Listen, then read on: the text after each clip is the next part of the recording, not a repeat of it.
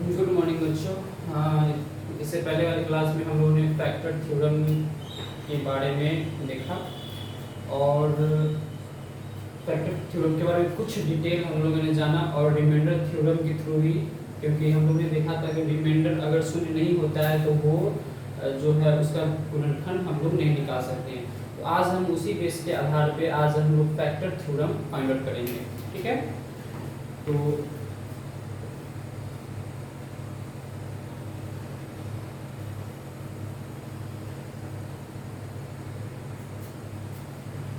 गुणनखंड परिमेय,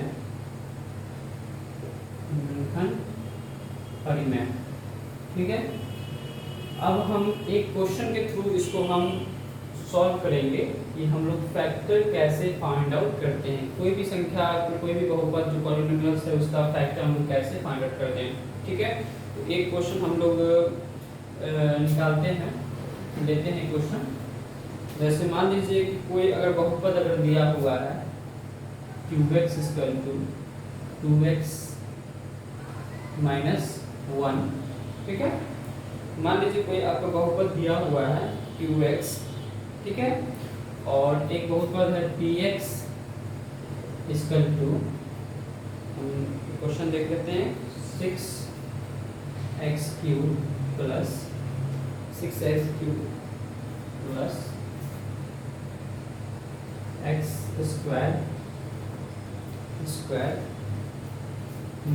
5x + 2। ठीक है, इसको गुणनखंड परिमेय द्वारा जांच करना है कि ये जो आपका बहुपद जो है qx = 2x - 1, बहुपद जो है px = 6x³ - x² - 5x + 2 का गुणनखंड है या नहीं, का गुणनखंड है नहीं। तो हम लोग फर्स्ट में क्या करेंगे, हम लोग यहाँ से x फाइंड आउट करेंगे। ठीक है, और उसको 0 के बराबर लेंगे। तो क्या होगा, 2x - 1 = 0, तो 2x = +1 और x = +1/2। तो हम लोगों ने क्या देखा यहाँ पे, हम लोगों ने x फाइंड आउट किया तो ये आ गया 1/2। ठीक है, अब इस x का वैल्यू हम इस px में पूरे टर्म में इसको हम वैल्यू को पुट करेंगे। तो px = 1/2 = 6 × 1/2 का क्यूब माइनस 1/2 का स्क्वायर माइनस 5 × 1/2 + 2। ठीक है, तो हम 1/2 का क्यूब लेंगे तो 6 × 1/8 माइनस 1/4 माइनस 5/2 + 2। तो इसको हम क्रॉस कर सकते हैं, आप इसे काट दीजिए। ये कट जाएगा आपका 3 से, ये कट जाएगा 4 से। ठीक है, तो हो जाएगा 3/4 - 1/4 - 5/2 + 2। अगर इसके नीचे कुछ नहीं तो इसका मतलब क्या है, उसके नीचे 1 है। अब हम क्या करेंगे, तो हम सभी का एलसीएम लेंगे। ठीक है, तो एलसीएम लेते हैं 4 4 2 1 का एलसीएम अगर लेते हैं 2 से 2 2 1 1, फिर 2 से 1 1 2 4, इसके कितना आ गया एलसीएम, इसका एलसीएम आ गया 4। ठीक है, तो 3 - 1 - 2 10 + 4 8। ठीक है, तो ये हो जाएगा आपका प्लस माइनस हो जाएगा, ये -2 इसमें बचेगा और ये हो गया आपका 2, तो 2 हो गया, तो है ना, ये हो गया 2 आपका हो गया। तो ये आ गया आपका 3 - 1 - 10 + 8/4। तो ये आपका रिजल्ट आ जाएगा 0। ठीक है, तो हमने क्या देखा, p 1/2 = 0, यानी जो हमारा गुणनखंड जो हुआ, यानी qx जो है px का गुणनखंड है। तो क्या लिख सकते हैं, qx जो है px का गुणनखंड है। तो इस तरह से हम लोग ये फैक्टर थ्योरम का यूज करके हम लोग ये इसका फैक्टर ये है कि नहीं हम लोग ये फाइंड आउट कर लेते हैं। ठीक है, अब हम लोग देखते हैं रिलेशन। अब हम लोग दो टर्म का रिलेशन फाइंड आउट करेंगे। दो बहुपद है, जैसे आप हेडिंग दीजिए जीरो रिलेशन बिटवीन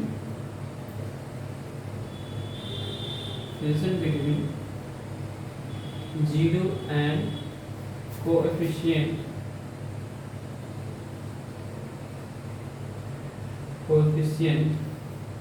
polynomials।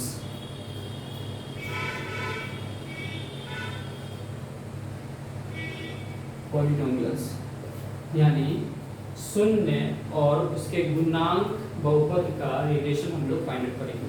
तो इसका हम डायरेक्ट रिलेशन यूज यहाँ पर करेंगे। ठीक है, तो हम लोग क्या करना है, जीरो एंड उसका गुणांक यानी शून्य और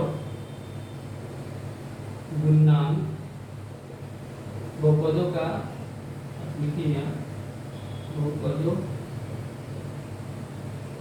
के बीच बहुपद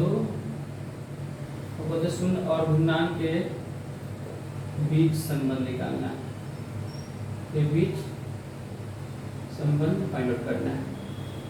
ठीक है, तो हम लोग देखेंगे जब हम लोग शून्य जब निकालते हैं, शून्य इक्वल टू, ठीक है, शून्य इक्वल टू क्या हो जाएगा, माइनस अचर पद बटा माइनस अचर पद बटा एक्स का गुणांक बटा एक्स का गुणांक, एक्स का गुणांक। ठीक है, अचर पद क्या हो गया, जो आपका कांस्टेंट होगा, कांस्टेंट पॉलिनोमियल्स जो होगा माइनस कांस्टेंट एक्स का गुणांक जो भी एक्स टर्म होगा, मान लीजिए कि 5x 2x इस तरह का जो भी टर्म होगा वो वाला टर्म लेंगे और इसको हम लोग एक लोग का फॉर्मूला। ठीक है, अब हम इस फॉर्मूला का यूज करके एक प्रॉब्लम को सॉल्व करते हैं। ठीक है, जैसे भी मान लीजिए कोई आपका दिया हुआ px = 5x - 7 दिया होगा। ठीक है, इसका मुझे शून्य फाइंड आउट करना है। तो शून्य निकालने के लिए हमें क्या करना पड़ेगा, हमें x का मान फाइंड आउट करना पड़ेगा। ठीक है, अब x का मान अगर हम फाइंड आउट करते हैं, x का मान तो यहाँ से फाइंड आउट करना पड़ेगा। तो क्या करेंगे, 5x - 7 = 0 के बराबर लेंगे। तो 5x = 7, x = 7/5। x का मान जो है 7/5 आ गया। अब इस 7/5 को हम यहाँ पे डालेंगे, 5 × 7/5 - 7, तो ये 5 उठ जाएगा, हो जाएगा क्या, 7 - 7 = 0। यानी हम लोगों ने देखा, हम क्या देखा कि px का मान हम लोगों ने यहाँ x का मान वैल्यू पुट किया। ठीक है, अब x का मान हमने यहाँ पे डाला, यानी क्या हो गया, ये आपका अचर पद हो गया। ठीक है, x का गुणांक हो गया। ठीक है, तो इस तरह से हम लोगों ने देखा कि हम लोगों ने इसका वैल्यू, इसका शून्य हम लोगों ने फाइंड आउट किया। ठीक है, अब हम रिलेशन निकालेंगे। अब relation between zero and quadratic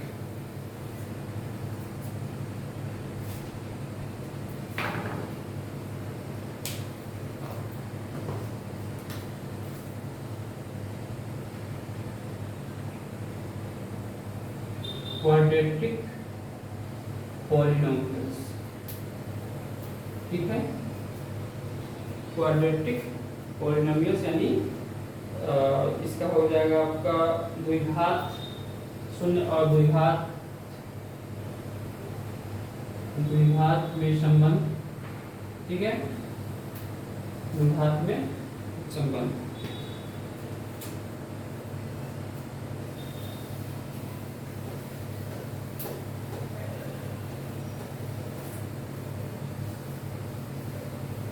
ठीक है, तो हम यहाँ पे हम रिलेशन लिखेंगे। मान लीजिए बहुपदों का अगर हम सम लेते हैं, ठीक है, यानी शून्य का अगर योग लिखते हैं तो मान लीजिए alpha plus beta equal to minus b by a, यानी शून्य का योग फिर alpha beta equal to c by a. ठीक है, तो ये शून्य का योग हो गया और ये शून्य को का गुणन फल हो गया। क्या हो गया? ये शून्य का गुणनफल हो गया, गुणनफल। तो ये इस रिलेशन को यूज करना है मुझे। ठीक है, तो माइनस बी बाई ए आपका क्या है? वही आपका, तो ये क्वाड्रेटिक टर्म हो गया, तो यहाँ माइनस अक्षर बाई एक्स स्क्वायर का गुणन, एक्स स्क्वायर का गुणन। ठीक है, यहाँ पे क्या हो जाएगा? यहाँ पे क्या हो जाएगा आपका? यहाँ आपका एक्स स्क्वायर हो गया, तो एक्स स्क्वायर तो इसमें रहेगा ही नीचे में। ठीक है, और ये क्या हो जाएगा आपका? सी क्या होगा? अचरफल। सी क्या होगा? अचरफल बाई एक्स स्क्वायर। कहने का मतलब क्या होगा कि अगर कोई पॉलिनोमियल्स होगा, मान लीजिए इस को क्वाड्रेटिक का बोल रहा है, जैसे ax square plus bx plus c। ठीक है, bx प्लस c। इस तरह से हम देखते हैं, इस तरह का जो टर्म होता है उसे क्या बोलते हैं? द्विघात पॉलिनोमियल, द्विघात बहुपद को हम लिखते हैं। ठीक है, इसको भी हम एक क्वेश्चन के थ्रू इसको भी हम सॉल्व करेंगे।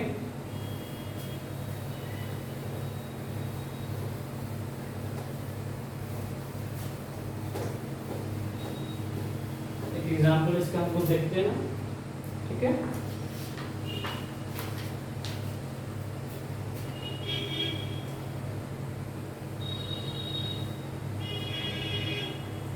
मान लीजिए कोई टर्म है px equal to x square minus 11x minus 42। ठीक है, इसका शून्य निकालना है, शून्य और विकर्णखंडों के बीच का संबंध स्थापित करना है, यानी हमें क्या फाइंड आउट करना है? अल्फा प्लस बीटा निकालना है और अल्फा और बीटा निकालना है। ठीक है, ठीक है, तो हमें ये दोनों निकालना है।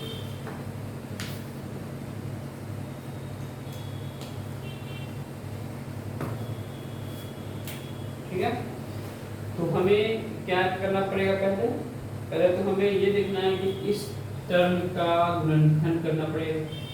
ठीक है, हमें कैसे करेंगे? हमें ऐसे दो संख्या लेना है जिसको जोड़ने पर 11 आए और जिसको मल्टीप्लाई करने पर 42 आए। ठीक है, जिसको जोड़ने पे 11 आए और जिसको मल्टीप्लाई करने पे 42। तो देखिए हमें कौन सा टर्म आ सकता है? अगर px equal to x square minus 14x plus 3x, 44 42 plus minus minus 11 आ गया माइनस 42। ठीक है, ये आ गया। अब हमें क्या आ सकता है यहाँ से? x अगर हम इसमें कॉमन लेते हैं तो x माइनस 14, फिर इसमें से क्या कॉमन ले सकते हैं? इसमें से हम 3 कॉमन लेना पड़ेगा मुझे, तो x माइनस 14, यानी हमें 2 यहाँ पे इसका फैक्टर मिला, x माइनस 3 और x minus 14।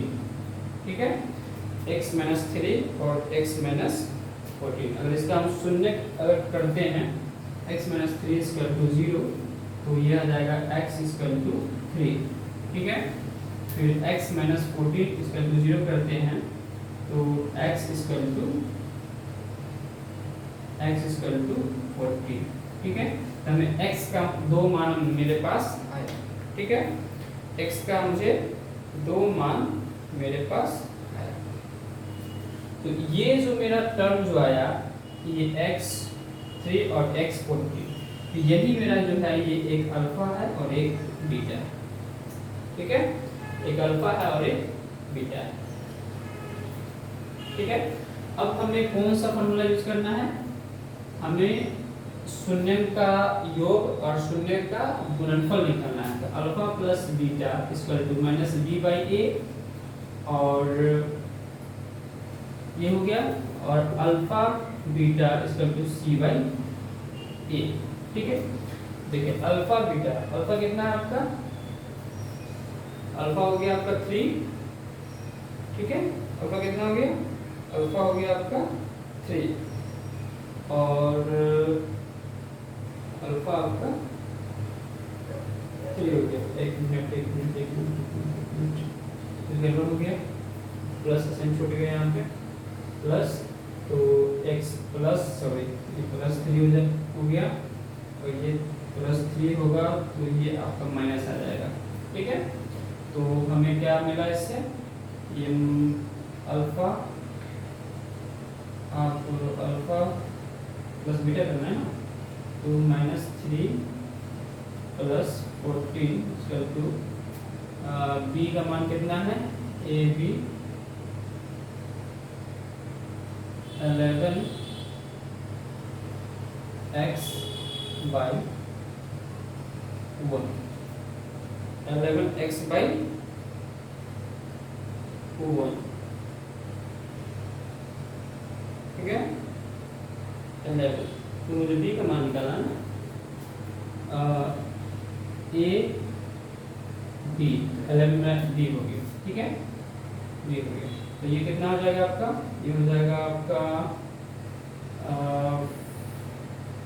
Plus 11 equal to minus 11, plus 11 equal to minus 11, ठीक है, ये आ गया। और हमें अल्फा और बीटा निकालना है, तो होगा माइनस 3 इंटू 14 इक्वल टू सी का मान कितना है? माइनस 42 बाई ए का मान है 1, तो ये तो होती है 42 माइनस 42। तो इस तरह से हम अल्फा बीटा यानी शून्य का योग और शून्य का गुणनफल हम लोग निकालते हैं, ठीक है। अब इसमें एक रिलेशन और भी है, इसमें क्यूबिक पॉलिनोमियल्स हम लेंगे, ठीक है।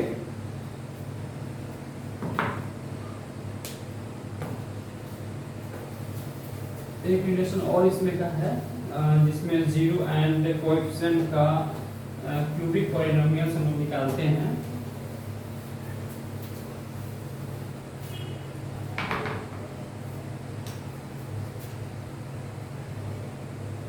Relation between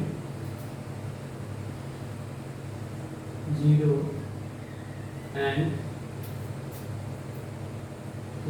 and coefficient of cubical polynomials, यानी cubical polynomials हो गया, यानी आपका त्रिघाती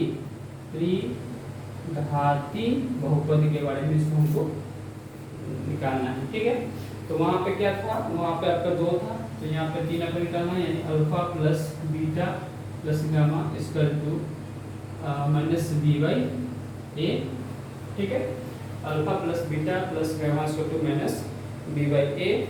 अब मल्टीपल में निकालेंगे, तो अल्फा के साथ beta plus beta gamma plus gamma alpha equal to c by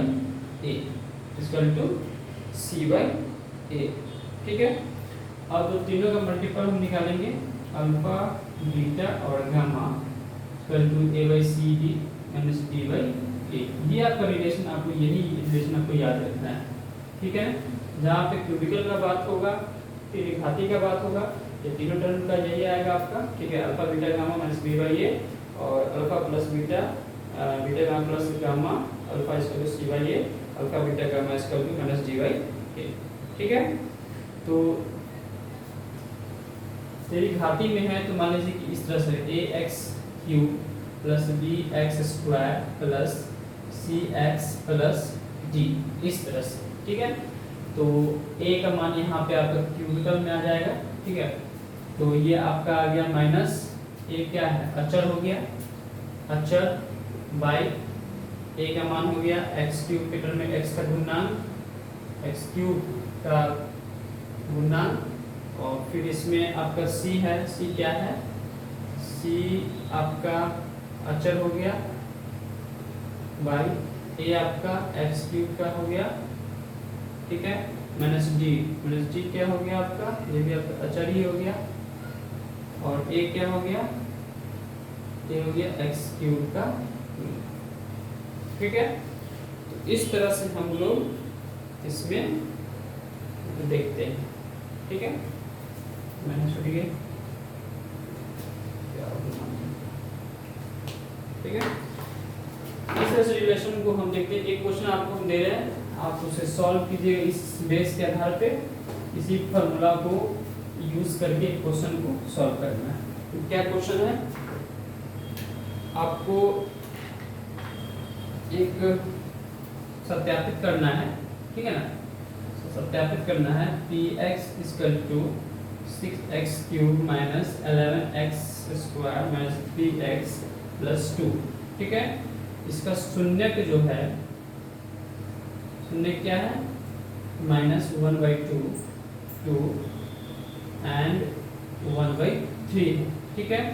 तो इसका जांच करना है, इसका क्या निकालना है, यानी आपका वही alpha plus beta plus gamma what, alpha beta plus beta gamma plus gamma alpha equal to what, alpha beta और गामा, इसको फाइंड आउट करना है। बस पिछले वाले को भी रिलेशन का यूज करते हुए इसको हमें निकालते हैं, ठीक है। तो इस तरह से हम लोगों ने ये देखा। अब हम लोग इसके नेक्स्ट क्लास में इस ग्राफ के बारे में देखेंगे, बहुपद को हम कैसे रिप्रेजेंट करते हैं किसी ग्राफ पे, और x का मान दिया है या और अगर कोई पॉलिनोमियल्स दिया हुआ है तो उसमें x का वैल्यू पुट करने के बाद जो भी टर्म मुझे x का वैल्यू जो आते जाएगा उसको हम कैसे एक ग्राफ पे हमको रिप्रेजेंट करना है, वो हम आपको नेक्स्ट क्लास में देखेंगे, ठीक है। तो फिर मिलते हैं नेक्स्ट क्लास में, ओके, थैंक यू।